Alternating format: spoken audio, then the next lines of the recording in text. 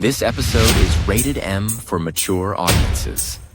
The views and opinions expressed on this show are those of the speaker and do not necessarily reflect those of the PFC Entertainment Network or any of the affiliates that make this show possible.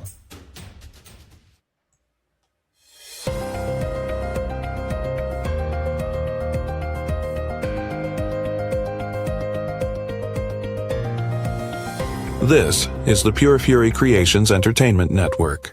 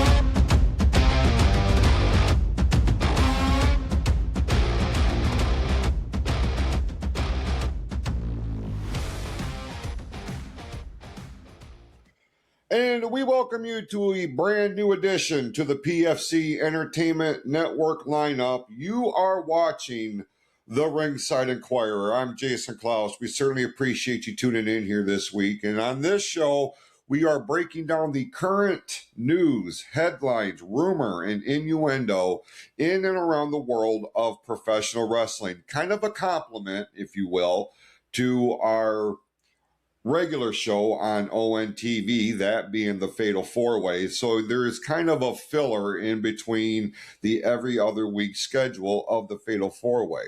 So we're bringing the current product, we're bringing our analysis to the PFC network every other week here with the Ringside Enquirer. And, this is going to be one of those trial and error things where we're going to try this and, what works, what doesn't, in an effort to bring you the kind of content that you want and expect from the PFC network. And if you have questions, you have comments, you have ideas, you have segments, you have anything of the sort, we certainly encourage you to correspond with us. You can find us over on Facebook, TikTok, X, or Twitter, as it were. Just look for the PFC Entertainment Network. We're going to start this week with some big news coming out of WWE, and that is the announcement. I don't know how to categorize this announcement. On one hand, I've seen a lot of praise. I've seen a lot of excitement. On the flip side of that, I have seen the polar opposite, where this announcement has been condemned. WWE has been thrown through the shredder because it does, in so many ways, really puts on display just how powerful World Wrestling Entertainment has become in the wrestling space, obviously. And not just the wrestling space, but since the merger or the acquisition of what became TKO, merging WWE with UFC, there's seemingly something of a power struggle behind the scenes. Which entity is more profitable, more popular? What's bringing in the greenbacks, as it were? Right now, WWE seems to be firing on all cylinders for the most part. UFC, we've said on various programs here that UFC, when you're comparing that to WWE, it is apples to oranges. You're talking about real combat sport with that of sports entertainment. But when you start comparing and you start doing the parallels, you can really see where WWE is really kind of the one towing the ship right now. Because when you look at ticket sales, when you look at merch sales, when you look at TV ratings and streaming ratings and things of this nature, even though UFC does not operate on the same kind of schedule that WWE does, it's still, you still have to kind of find a way to make a comparison with the two organizations. And WWE right now is proving why it is the standard bearer of all things pro wrestling. And that was made very abundantly clear this past week with the announcement of WWE Radio coming to Sirius XM, and it starts this Monday, July the 27th. Just at first, when this first came across the radar, I was like, okay, somebody's having some fun with this. Somebody is just trying to garner some sort of reaction. And as news started to filter out, and then finally the formal announcement from World Wrestling Entertainment that this is indeed happening, and it really puts WWE into a new platform of entertainment, that being audible entertainment. Now, WWE and Fanatics have launched their own podcast network, and a number of WWE personalities have their own show. The Undertaker, Cody Rhodes, Stephanie McMahon. Then you have your Raw recap with Sam Roberts and Megan Moran. So they've been kind of dipping their toe in the water of podcasting, of audible entertainment. Well, now they're going to take that a step further. And it's kind of a new chapter in WWE, and kind of a throwback to an idea that Vince McMahon had back in the 90s with Radio WWF, where they set up a broadcast booth in the arena, specifically during the pay-per-views, and fans had the opportunity to tune into a radio station and listen to the broadcast, the play-by-play and color commentary in a radio sense of presentation. So if you weren't able to be at home to watch the pay-per-view, you could turn on the radio and you can hear the action as it was happening. And back then, it was Gorilla Monsoon and Jim Ross who were providing the commentary on Radio WWF.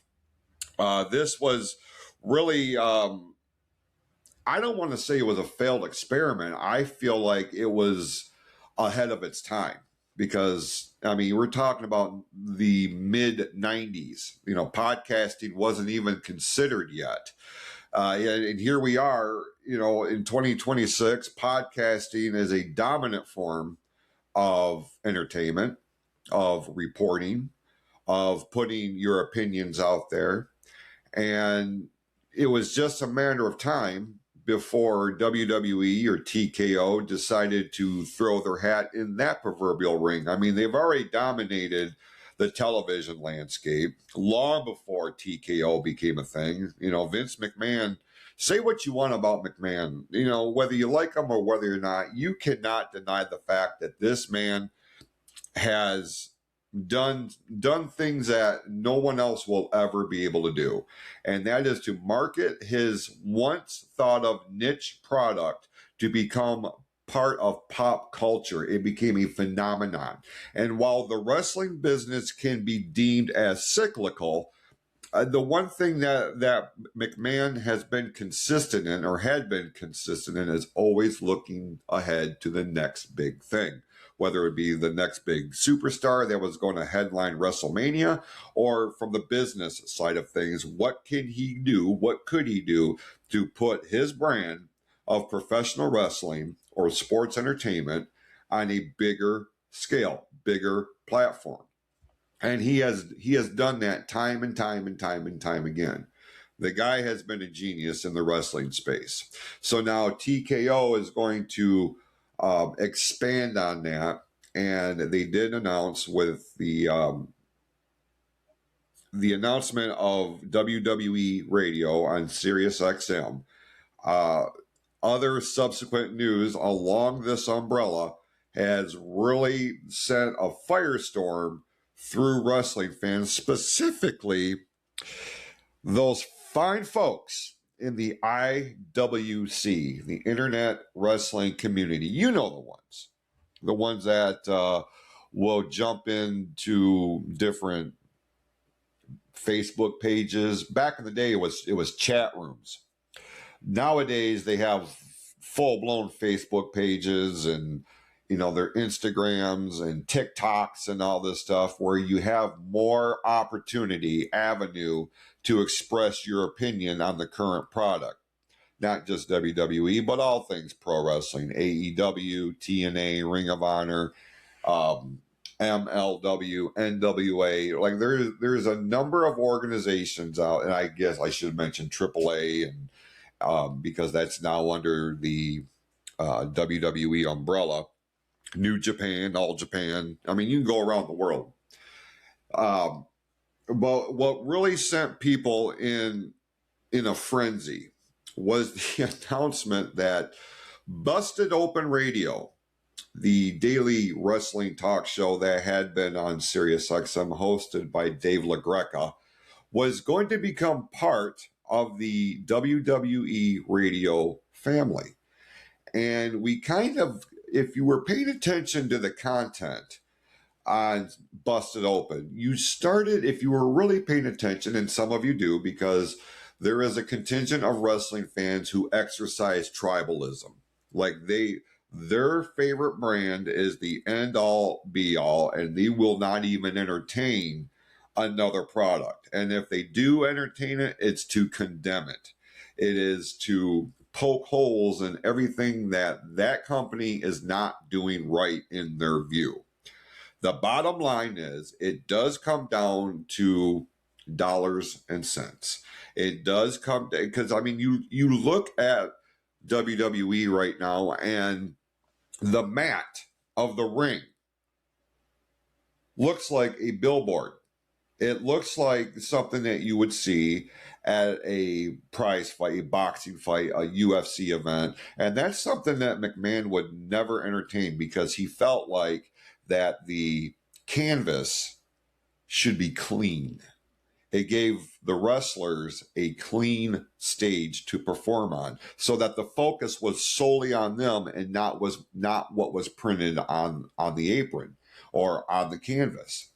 Now, obviously, in this day and age, with TKO now owning WWE, that is no longer a thing. Like, they have exploited every possible scenario and situation to throw an advertisement out there. And to me, for somebody who's been watching wrestling for long over 40 years at this point, what becomes a distraction is all of the advertisements. I mean, if you want to do it on the Monday Night Raws and your Friday Night SmackDowns, look, I get that. But when it comes to the premium live events, at least the big four, calm down, because it's getting crazy.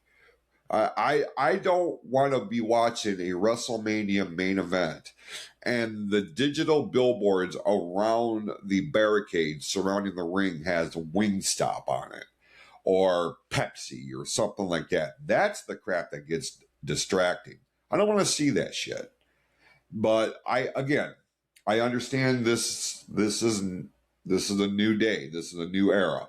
And this is how they make money. This is what pays their bills, so to speak. But it's kind of hard to justify it when you're talking about garnering all these millions, if not billions of dollars of revenue, yet you're forcing your wrestlers, your roster, to take 50% pay cuts. Like, make it make sense. Getting back on track here, radio or WWE Radio is now a brand new entity, a new endeavor, and a new source of income for WWE and TKO as a whole. Who benefits from this? UFC. Now, people will say, well, man, they keep them separated. You don't know that. How do we know that the profits that WWE are garnering quarter after quarter. And UFC, now that they have moved away from the traditional pay-per-view product, and they're now, you can see their events live on Paramount Plus. They were a little bit late to the game in getting on the streaming side of things without charging an arm and a leg, in addition to having to get a subscription to ESPN. Now, we're running into that problem now with WWE and their PLEs being moved to ESPN. So if you wanted to watch the premium live events live domestically here in the United States and you do not have a VPN, then ESPN is the way to go. But you're having to pay a monthly subscription to have access to WrestleMania, to SummerSlam, to Money in the Bank, and every other what was known as a pay-per-view event. Now, what's going to happen with Radio WWE or WWE Radio on SiriusXM? Well, the first thing that you can expect is more frequency of the podcast drops, according to the news release. Like I had mentioned earlier, Cody Rhodes, The Undertaker, Stephanie McMahon, they have established podcasts under WWE and Fanatics. Those are going to be moving to SiriusXM. So there's going to be an additional way to listen to these shows. Now, they're also going to add more shows, and one that really stood out to me was a show hosted by Natalia Neidhart, The Heartbeat with Natty Neidhart, I believe it's called. And you want to talk about, especially for women who aspire to be in the wrestling business or that are a fan of the wrestling business, you will not get a better insight to the business than that from Natalia Neidhart. She is one of the unsung heroes, and dare I say, one of the most underappreciated members of the WWE roster. So I'm glad that she's getting an opportunity and a platform to express or to share her wisdom, to share her experiences, to kind of let girls know, like, yeah, you can do this, but it's not going to be easy by any stretch of the imagination. And I really can't think of a better representative of that particular contingent of the fan base than Natty. I mean, what hasn't she done other than headline WrestleMania? But like, she's in the Guinness Book of World Records for a number of reasons for being a female professional wrestler. So I'm glad that she's getting an opportunity. And there was questions of what is Busted Open going to become now that it's under the WWE umbrella. If you've been paying attention, you've been noticing that they have kind of backed away from a lot of AEW content on there. And it was at that point where I'm like, I wonder if something's going on. Because if you listen to Busted Open, LaGreca and his team, part of his panel included AEW personnel, Thunder Rosa, Mark Henry. These guys were part of AEW. So to see that they were kind of dialing back the AEW coverage, I'm like, okay, something is in the works here. And I don't, clearly I didn't want to feed into any speculation unless I got some concrete news or what have you. But as it turns out, that is very much what is happening. And now Busted Open has come out and said, you're still going to get the same kind of content and commentary and this, that, and the other thing that you've come to expect with this particular brand. But how much is it going to change? Because part of it is, especially with them being under the WWE umbrella. Do we really expect them to be allowed to cover what happens at Double or Nothing or at All In? Probably not. I would be stunned if they did. But if they want to present themselves in a fair and just way that Busted Open had tried to establish itself as, then they're going to have to find some wiggle room there. Because if you're talking about professional wrestling, it's not just what happens in WWE. There's a number of different organizations. I rattled off a bunch of them a little bit ago that are not under the WWE umbrella. With the exception, obviously AAA, and you look at what they're doing and the success that they've had. That's come since they've been acquired now over a year, almost a year and a half since being acquired by World Wrestling Entertainment. And you see what that does for them. But what about the NWA and Billy Corgan's attempts to revitalize that brand? What about Major League Wrestling, where Jacob Fatu came from and where Baron Corbin had gone down to before getting his return call up to SmackDown? I feel like there should be. They would do themselves, WWE I'm talking about, pronouns, pal. They would do themselves a lot of good if they would shed spotlight on other organizations, on other wrestlers, because it makes it more viable for men and women to make a living in their chosen sport or industry.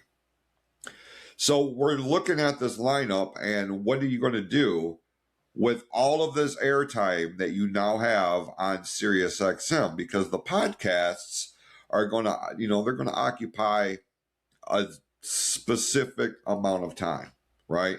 Now, you can put those on replay, and if you didn't hear it at 9 a.m., well, you can tune in to Cody's show at 7 p.m., followed by 6 Feet Under with The Undertaker.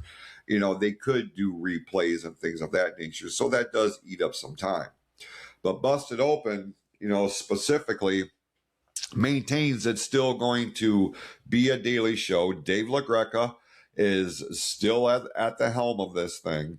And he is going to be having Mark Henry, Tommy Dreamer, Nick Nemeth, the current TNA World Champion, and Bubba Ray Dudley, as a part of that lineup. Now, a few of those guys will be on hand to do previews and post shows of the premium live events on SiriusXM.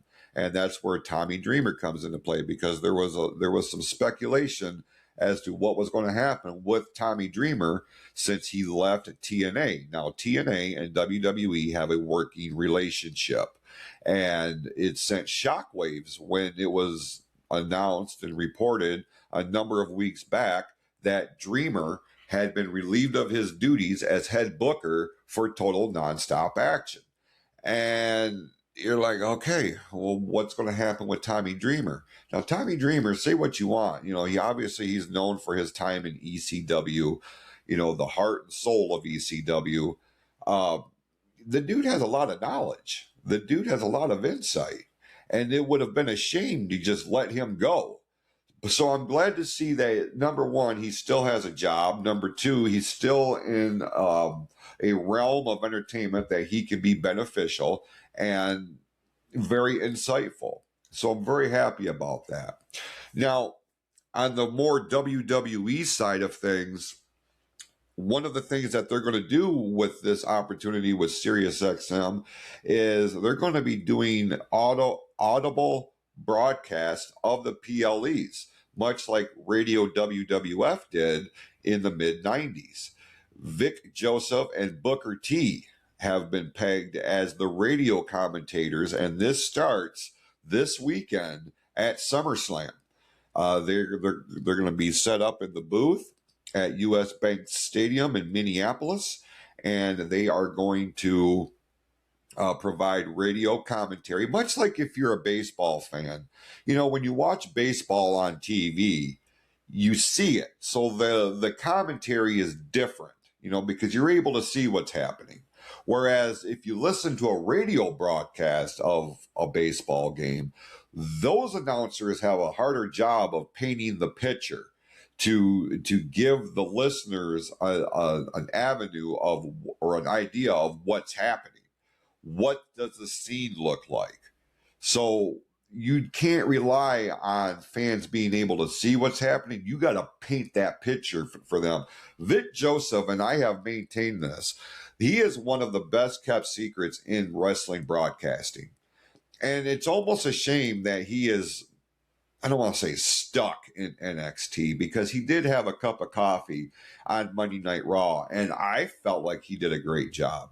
I feel like when the time comes for Michael Cole to go away to announce his retirement, Vic Joseph needs to be the guy next in charge, in my view. That's just my opinion. But it's going to be real interesting to see how this all plays out and what kind of support WWE Radio is going to get. It does, again, they will debut this Monday, July the 27th, and it's going to be available at Sirius XM channel 156 and the Sirius XM app. So, in addition to other new shows that they have announced, we talked about Busted Open, we talked about podcasting. Not Sam Wrestling Live with Sam Roberts is being moved to that umbrella. Cheap Heat Live with Peter Rosenberg. Peter Rosenberg is often on the post or the pre-show and post-show panels for the PLEs. The Heartbeat with Natalia, I mentioned that. Off the Ropes with Raj Dazi. Now, if you haven't listened to Raj, he's very insightful, very intelligent, and he does provide a lot of insight to the business side of professional wrestling. And then Off the Ropes is going to also include Mark Henry and Tommy Dreamer, and then they're also going to incorporate the very popular late-night call-in show, Busted Open After Dark. So if you have SiriusXM and you are a WWE fan or a pro wrestling fan, this is something that you're really going to want to pay attention to. And then it has other fans really considering, do we need to subscribe to a new platform to get current product? Now, hopefully a lot of this content, if not all of it, is going to wind up over on the WWE's YouTube channel. That remains to be seen. But we're going to be talking more about this subsequently here on the Ringside Enquirer and the Fatal 4-Way. So going to be very interesting to see what this new endeavor does for World Wrestling Entertainment. We're going to run a quick timeout, and we will be back with more of Ringside Enquirer right after this here on the PFC Entertainment Network.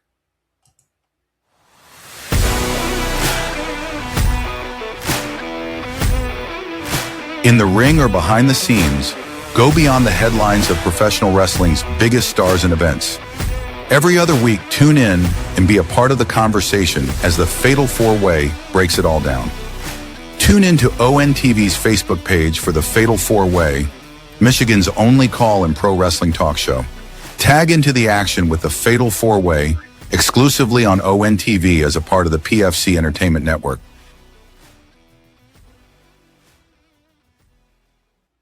We welcome you back to the Ringside Enquirer here on the PFC Entertainment Network. And as a programming note, the latest episode of the Fatal 4-Way will be live this Friday, beginning at 6 p.m.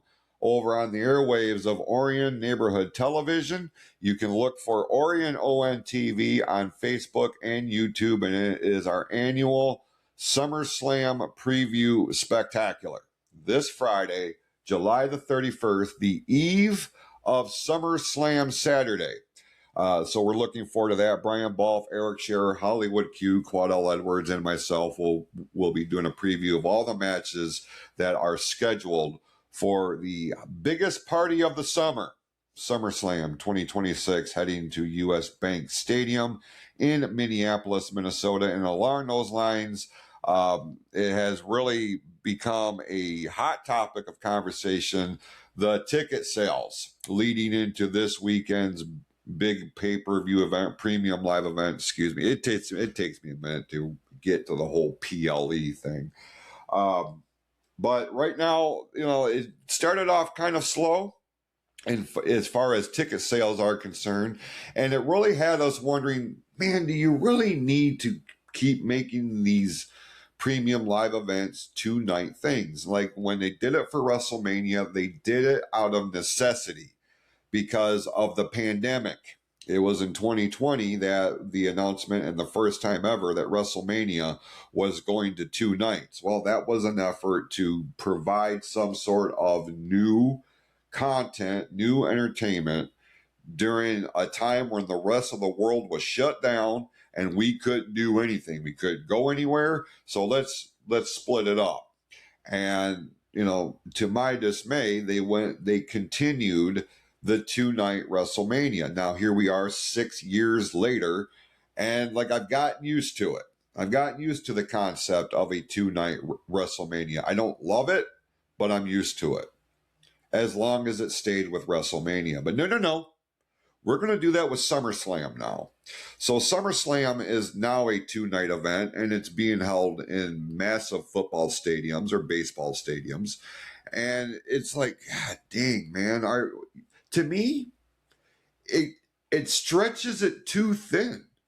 It kind of takes a layer of what made SummerSlam and other Big Four premium live events so special, something different than what you see on Mondays or Fridays, and different than what you see from the lower tier premium live events like your Backlash, your Money in the Bank, No Mercy, Crown Jewel, these type of things.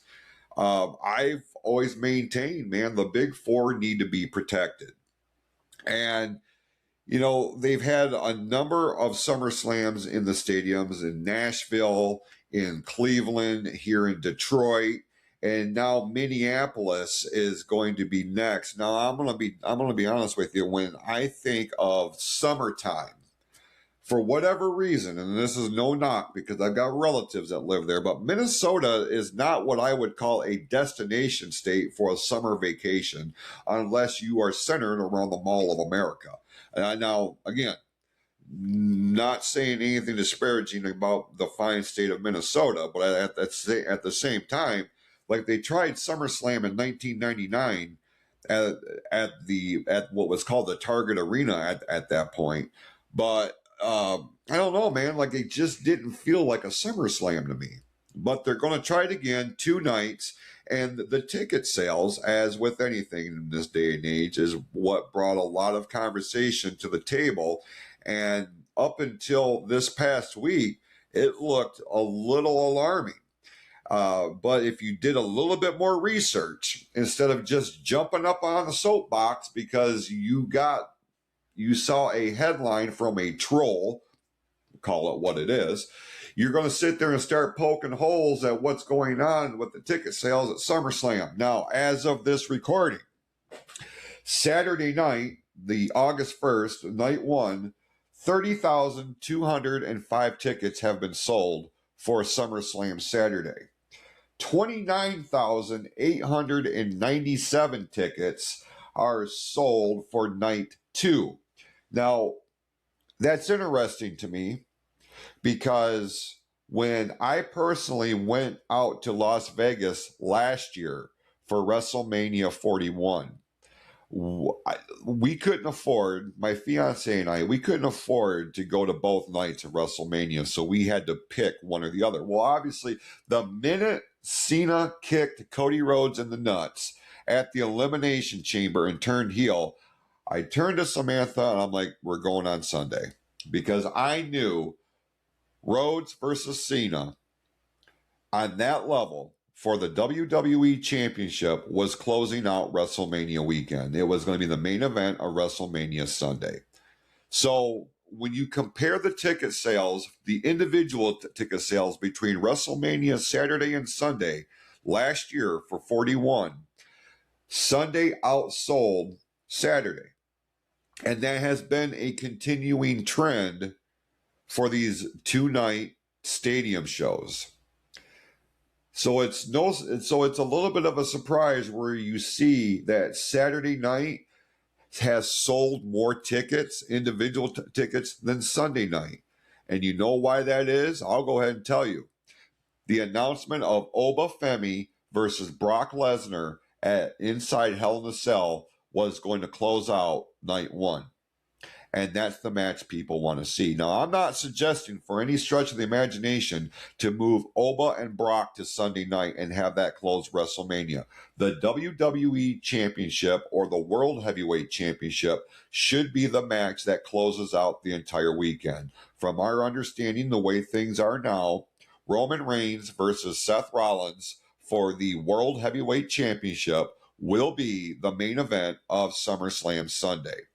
But it is Oba and Brock in the Hell in a Cell that seems to be the tipping point of why Saturday has sold more individual tickets than Sunday.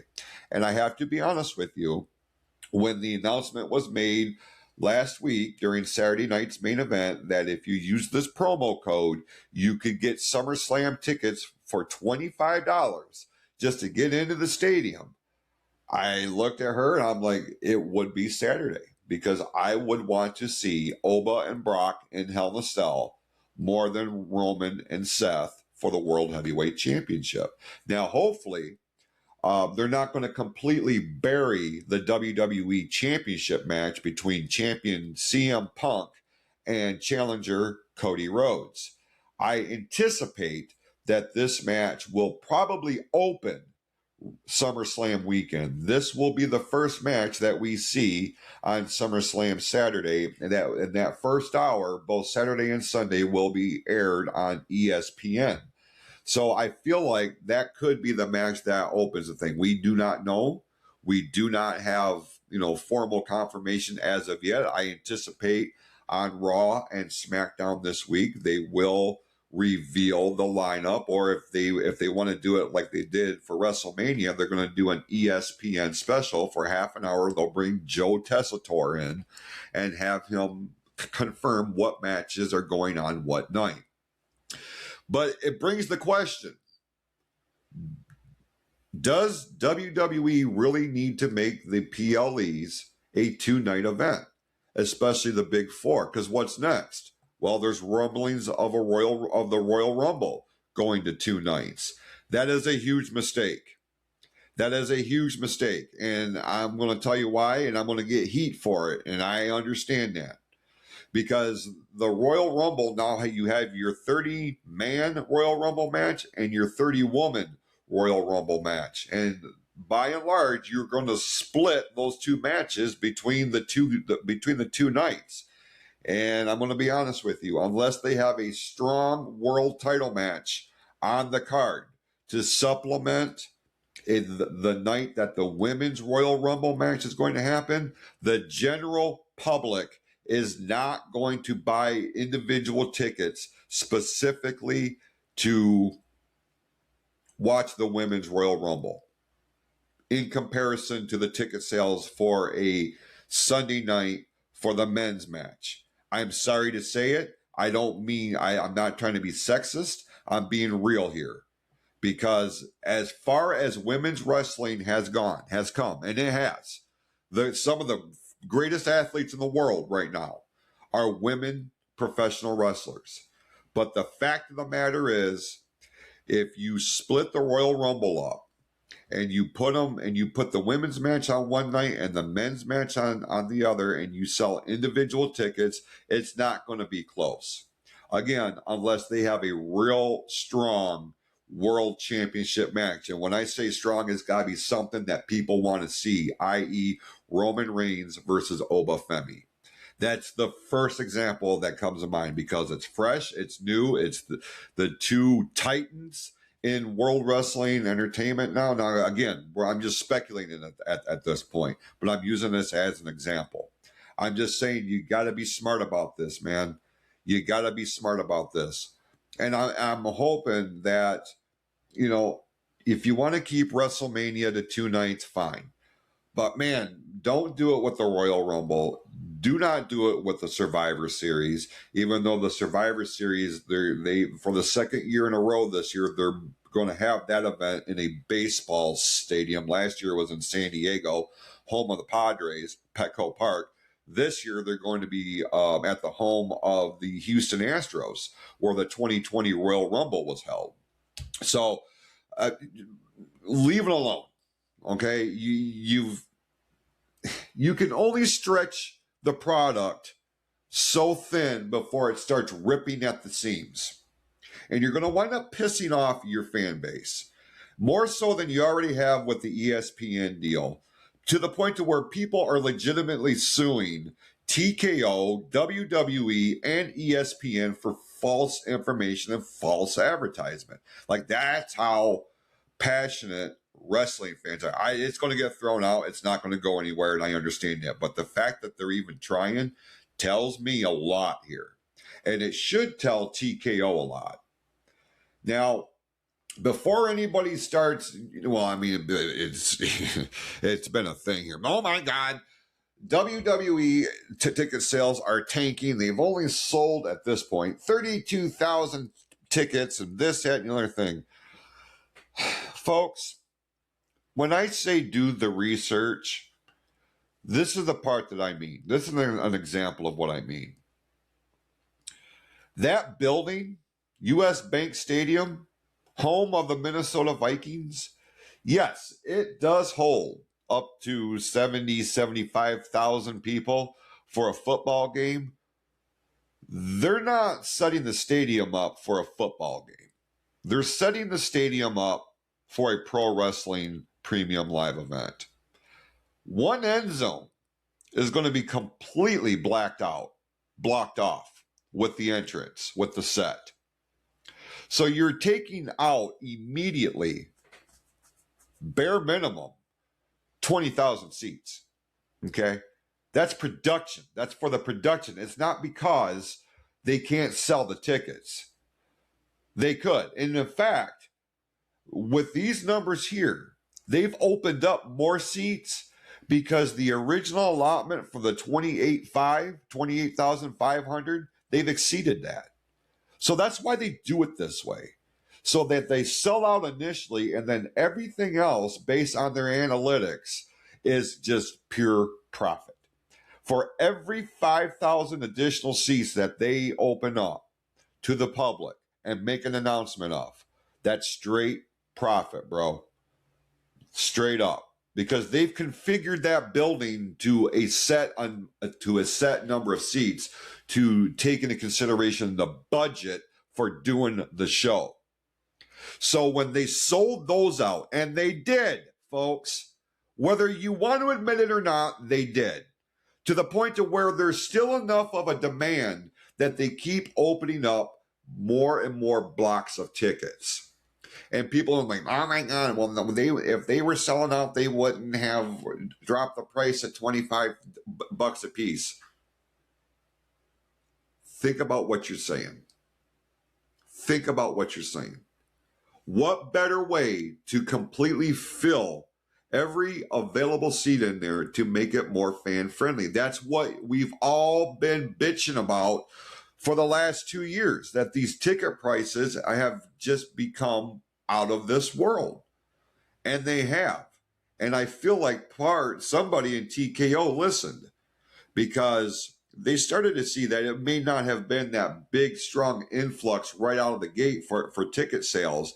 It's been a gradual thing. And I think for a lot of people, they've been waiting to see what matches that they were going to be. Because SummerSlam, as popular as it is, as established as it is, it doesn't have the same brand recognition as WrestleMania. It just doesn't. And it never will.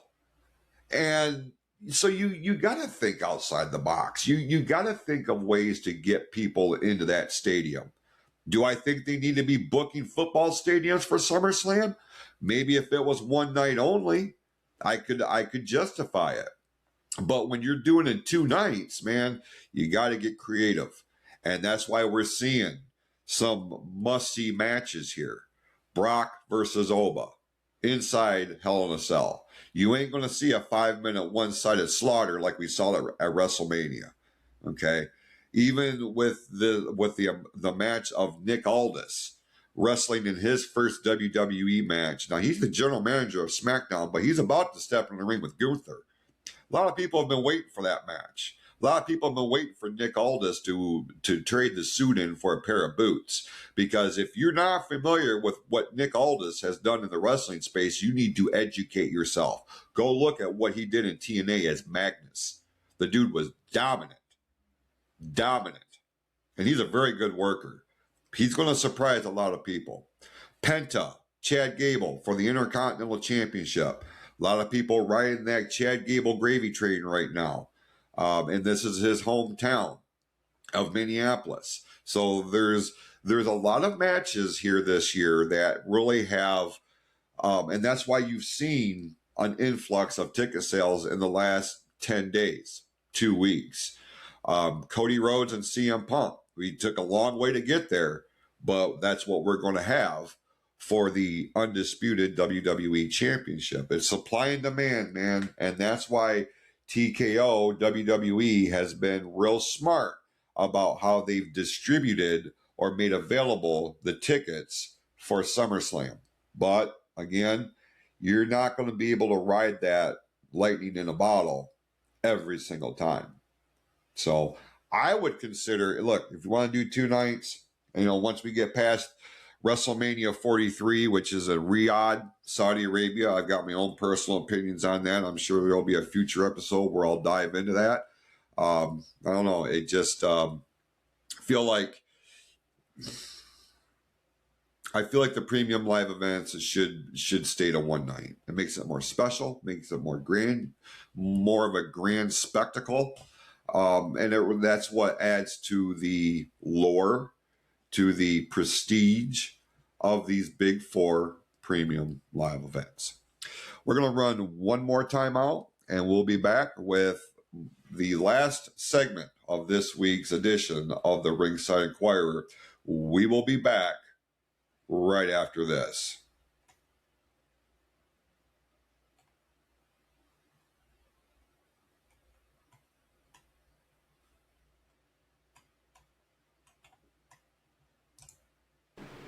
Whether it's baseball, basketball, football, hockey, or any other sport, we break it all down every week on the Sports Reel podcast. Join Tim Sheridan, Eric Mendel, and Jason Klaus as they break down the latest headlines, rumor, and innuendo in and around the world of sports. And if it makes headlines, it's fair game, and you never know who might stop by the show. You bet, baby. They wanted me to jump out of a cake. See if it was real. It's the Sports Reel podcast every Tuesday night, beginning in the 6 p.m. hour on the PFC Entertainment Network on YouTube, Facebook, and Riverside.fm.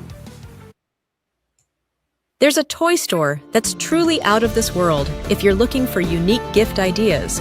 Plastic Planet in downtown Lapeer, Michigan has something for everyone, young and old. From current and vintage WWE figures to toys from our childhood, rare finds you won't find anywhere else, plus a large selection of comic books, wrestling magazines, and more. Visit Plastic Planet in the Lyric Mall in downtown Lapeer. Check them out on Facebook or call 248-752-0527. Welcome back to the Ringside Enquirer here on the PFC Entertainment Network. Certainly appreciate you taking time out to check out this new endeavor under our umbrella. And we close this week with observing an auspicious anniversary. It was 1 year ago this week that we lost the immortal Hulk Hogan. And a year after his passing, he is still... he is still talked about. He is still mentioned in all of the wrestling circles, on all the wrestling podcasts, all kinds of video tributes, just honoring what the man did for this industry. And July the 24th, for me personally, has always been, it's been a day on my calendar. It was my brother's birthday. So you can imagine last year when I woke up to the news of Hogan's passing.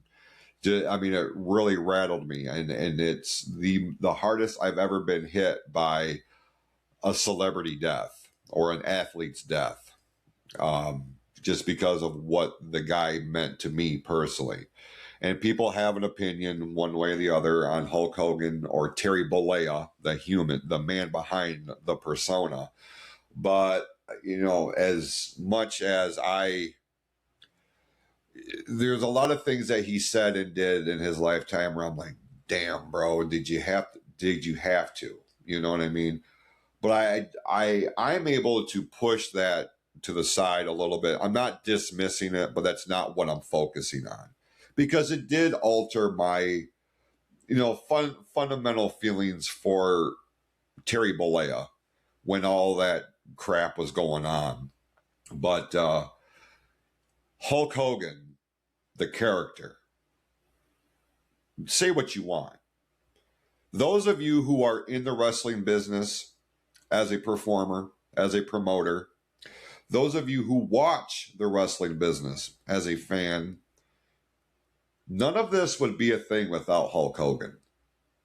If Hulk Hogan had not come into the business, had not been with the WWF at the time that he was, under the vision of Vince McMahon, pro wrestling would not be what it is today. We would not be sitting here having podcasts about it. We wouldn't be having conversations about two-night pro wrestling events. We would not be having conversations of how a wrestling company has dominated virtually every form of conceivable entertainment, video and audio-wise. Just wouldn't. So whether you like them or whether you don't, you have to at least acknowledge and respect what Hulk Hogan did for the professional wrestling business.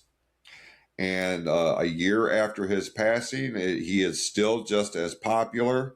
He is still just as polarizing. He is still just as influential. And he is still just as remembered as at any other time in history.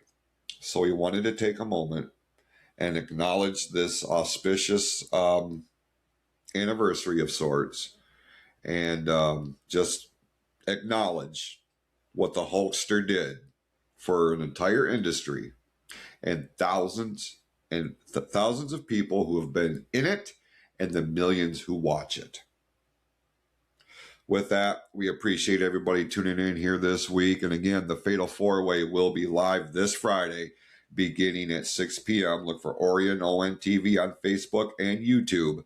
And we'll be back here the following week with a new episode of the Ringside Enquirer. So with that, go out, be awesome to yourselves and to each other. We'll see you next time, right here on the Ringside Enquirer on the PFC Entertainment Network.